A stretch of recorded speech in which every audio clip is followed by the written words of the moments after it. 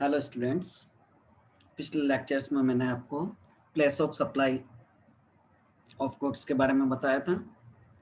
पिछले 2 लेक्चर में मैंने प्लेस ऑफ सप्लाई सर्विसेज के बारे में बताया था। अब हम इसके तीसरे पार्ट के रूप में बात करते हैं। पिछले पार्ट में मैंने बताया था कि यदि सर्विस प्रदान करने वाला व्यक्ति और सर्विस प्राप्त करने वाला व्यक्ति दोनों ही भारत में हो तो क्या नियम होंगे, इसके संबंध में आपको जानकारी दी थी। आज हम बात करेंगे ऐसी सर्विस के लिए जिसमें या तो सप्लायर, सर्विस देने वाला या सर्विस प्राप्त करने वाला, दोनों में से कोई एक भारत से बाहर हो। इसके प्रोविजंस इस तरह से हैं।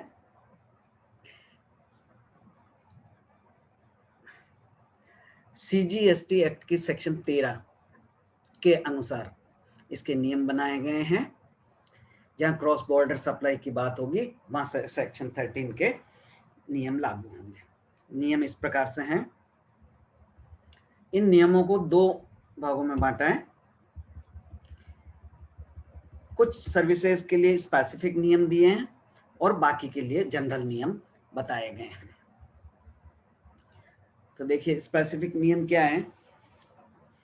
ये जो अब सर्विसेज में आपको बता रहा हूं, ये सब सेक्शन के अनुसार दी गई है।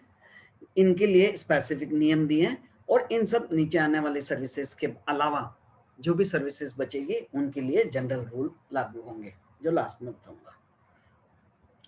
इसमें पहली सर्विस बताई है services to supply of goods that are required to be made physically available from a remote location by way of electronic may not be applicable in case of goods that are temporarily imported into India or repaired or export। ऐसी service जिसमें माल की, सेवाओं की physical presence आवश्यक है, माल को एक स्थान से दूसरे स्थान पर भेजने की सर्विस जिसमें जरूरत है, आवश्यक है, तो ऐसी स्थिति में प्लेस ऑफ सप्लाई क्या होगी?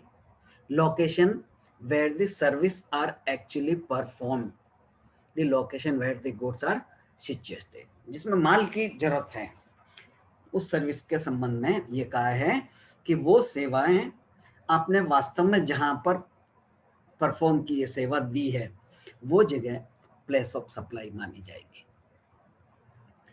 दूसरा इसमें बताया service supply to an individual and requiring the physical presence of the receiver.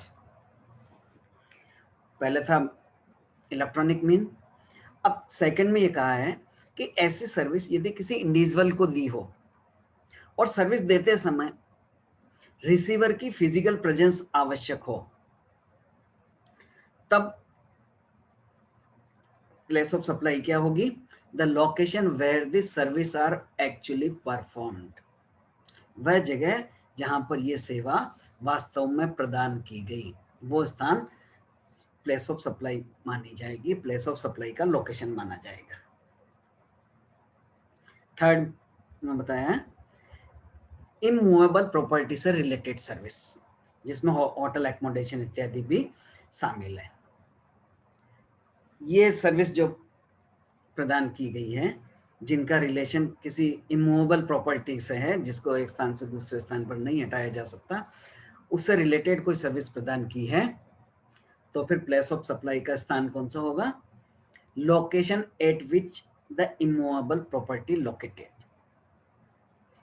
वह स्थान जहां पर यह इमूवेबल प्रॉपर्टी स्थित है, उसकी लोकेशन ही प्लेस ऑफ सप्लाई कहलाएगी।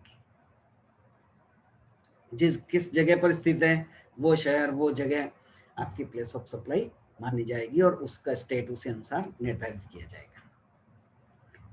नेक्स्ट में बताया एडमिशन टू और ऑर्गेनाइज ऑफ एन इवेंट। भारत में या बाहर अनेक तरह की इवेंट्स का आयोजन किया जाता है। कोई पार्टी का आयोजन करना, डांस का आयोजन करना, कोई फेस्टिवल का आयोजन करना, कोई आर्ट गैलरी का आयोजन करना, इस तरह के कोई इवेंट का आयोजन किया गया है तो उसमें प्लेस ऑफ सप्लाई क्या होगी? The place where the event is actually held. कोई इवेंट से रिलेटेड कोई आपने सर्विस दी है तो आपने वो सर्विस वास्तव में कहाँ दी, वो जगह ही आपकी प्लेस ऑफ सप्लाई होगी। अब आगे ये कहा है, अभी अपन ने ये जो तीनों बात करी पॉइंट नंबर 2, 3 और 4 में, जो इमूवेबल प्रॉपर्टी से रिलेटेड थी या फिजिकल प्रेजेंस जिसमें जरूरत थी ऑर्गेनाइजेशन करना है, ये तीनों goods and individual related, immovable property, event related. ये सेवा में दो कंडीशंस हो सकती है। पहली कंडीशन ये की बताई है कि आपने जो ये सेवाएं दी एक से अधिक स्थानों पर दी और वो स्थान सर्विस प्राप्त करने वाला एक से अधिक जगह पर परफॉर्म की है, लेकिन उस जगहों में से कुछ जगह टैक्सेबल टेरिटरी में है, टैक्सेबल वाले स्थान पर हैं, तो वो सारी सेवाएं ये मानी जाएगी कि उसी टैक्सेबल टेरिटरी में सर्विस दी गई है। The place of supply shall be the location in the taxable territory where the greatest portion of the service is provided। जहां आपने ये सर्विस प्रोवाइड की है उसमें से जो टैक्सेबल लोकेशन है, टैक्सेबल टेरिटरी का स्थान है, वो स्थान प्लेस ऑफ सप्लाई माना जाएगा। और यदि ये सब स्थान एक से अधिक स्टेट्स में है जहां पर सेवाएं दी गई है, इन तीनों तरह की सेवाएं, तो ये माना जाएगा कि प्लेस ऑफ सप्लाई तीनों स्टेट्स में अलग अलग होगी। दो स्टेट्स में है तो दोनों स्टेट्स में होगी, एक ही स्टेट है तो एक होगी, मोर देन वन स्टेट का है हमने तो एक से अधिक स्टेट्स में वो सप्लाई दी हुई मानी जाएगी। अगर 3 स्टेट में दिए जगह अवेलेबल है ये तीनों इवेंट्स तो तीनों स्टेट होगी, 4 में है तो 4 में होगी, 5 है तो 5 में होगी, 2 में है तो दोनों स्टेट्स प्लेस ऑफ सप्लाई माने जाएंगे और उसी अनुसार टैक्स लगेगा। Next, banking financial institutions, non banking financial intermediate services, hiring of vehicles इत्यादि। इस तरह की अगर कोई सेवाएं हैं जो दी गई है तो प्लेस ऑफ सप्लाई क्या होगा? Location of the supplier of service, service देने वाले की लोकेशन क्या है वही प्लेस ऑफ सप्लाई मानी जाएगी। नेक्स्ट, ट्रांसपोर्टेशन ऑफ गुड्स, आपने एक माल को एक स्थान से दूसरे स्थान पर भेजने का ट्रांसपोर्ट किया है, उसकी सर्विस दी है तो प्लेस ऑफ सप्लाई क्या मानी जाएगी? The place of destination of the goods, वो माल कहाँ पहुंच रहा है वो जगह प्लेस ऑफ सप्लाई मानी जाएगी। जहां पर ये माल पहुंच रहा है, आपने एक स्थान से दूसरे स्थान पर भेजा है तो जो माल भेज के कहाँ पहुंचा है वो स्थान प्लेस ऑफ सप्लाई होगा, and point of this goods Saint. आगे का है, ये तो हुआ माल की बात। अगर पैसेंजर्स का ट्रांसपोर्टेशन किया जाए, पैसेंजर को एक स्थान से दूसरे स्थान पर ले जाने की सर्विस दी गई है तो प्लेस ऑफ सप्लाई क्या होगा? The place where the passenger embark on the convenience of the continuous journey, यात्रा जारी रखने के लिए पैसेंजर ने कहाँ से वो यात्रा स्टार्ट की है, starting point place of supply मानी जाएगी।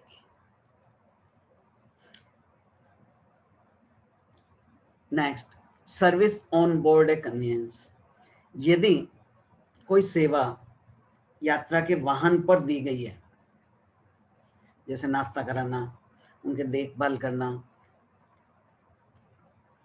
और सर्विसेज प्रोवाइड करना, तो वो वाहन, वो साधन कहाँ से स्टार्ट हुआ है the first scheduled point of departure of that means of the journey. उस यात्रा के लिए वो साधन का फर्स्ट पॉइंट ऑफ जर्नी क्या था, वो कहाँ स्थित है, वो आपका प्लेस ऑफ सर्विस मानी जाएगी। लास्ट सर्विस का है online information and database access और रिट्रीवल ऑफ द सर्विस। आजकल बहुत सारी सर्विसेज जो ऑनलाइन दी जाती है, उसमें आपका जो डाटाबेस है उसको असेस करना है, उसका भी सर्विस है, उसके भी पैसे लेते हैं ये लोग।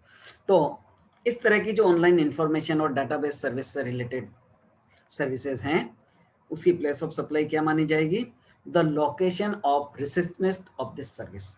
सेवा प्राप्त करने वाले का लोकेशन क्या है,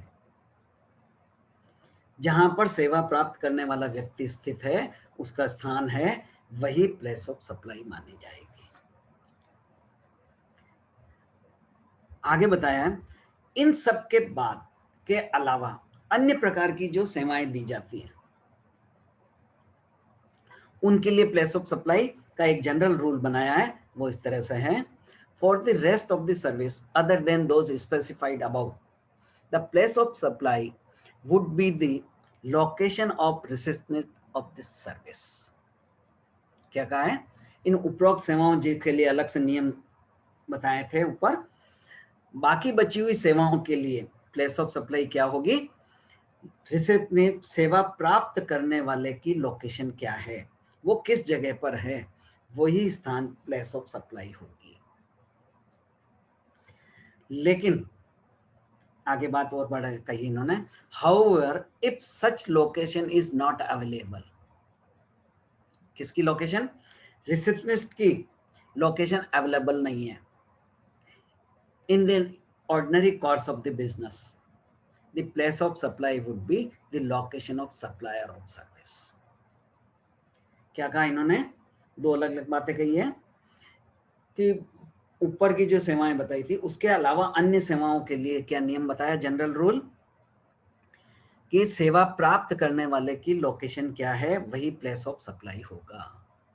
लेकिन सेवा प्राप्त करने वाले की लोकेशन आइडेंटिफाई करना मुश्किल हो, नहीं किया जा सकता हो ऑर्डिनरी कोर्स में, तो प्लेस ऑफ सप्लाई क्या होगी, सप्लायर का लोकेशन, जो सर्विस देने वाला व्यक्ति है उसकी लोकेशन क्या है, वही प्लेस ऑफ सप्लाई होगा, और उसी के आधार पर निर्धारित किया जाएगा कि कौन सा टैक्स लगेगा। Thank you. इन सब के आधार पर आपको निर्धारित करना है कि प्लेस ऑफ सप्लाई क्या है और टैक्स किस स्टेट को लगेगा, किस में लगेगा, कैसे लगेगा। Thank you.